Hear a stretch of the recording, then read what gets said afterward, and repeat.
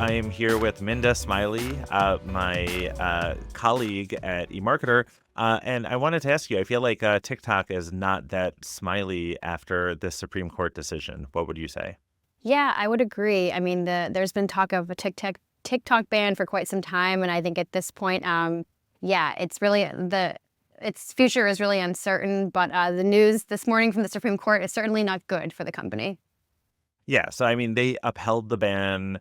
It's a it has huge implications, I feel like, for national security, but also social commerce, and then all of the millions of creators and businesses relying on the platform.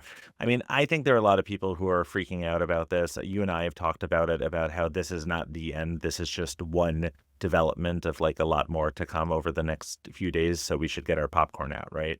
Yeah, I completely agree. I mean, I was saying recently to someone, this whole ban, it sort of feels like the boy who cried wolf, right? I mean, it seems like the minute we get closer and closer to something real or something tangible, there's some sort of curveball, there's some sort of change. And so I think it's really hard to know what's going to happen next. But the decision today certainly has bigger implications, even, outside of TikTok, certainly. So regardless of what happens with TikTok, I think a lot of people are going to be talking about what this case means for tech, for commerce, for all sorts of things moving forward.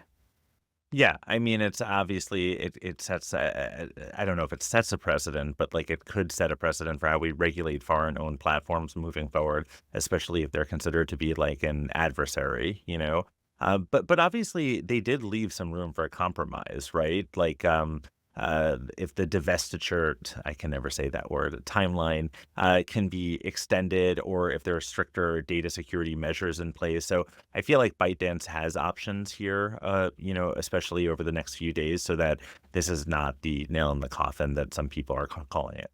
Yeah, I completely agree. I mean, there's between what President-elect Trump could end up doing, between what the company decides to do, there are certainly lots of different scenarios that could play out over the coming days, weeks, months. And so, yeah, I think uncertainty is the name of the game here, which I know is not the answer a lot of people are looking for as they try to figure out what to do, but that's just the reality. Uh, uh, so Pamela Brown at CNN Trump said in a brief phone call, it ultimately goes up to me. So you're going to see what I'm going to do. Yeah, I think there's obviously a bunch of different options that are in his court, but I think it's going to be this really weird, awkward period, especially if, let's say, what if the app goes dark and is not available in app stores for a day or two? Is that even enough to spook advertisers to just say, let me look at my overall advertising strategy and where should I be spending money?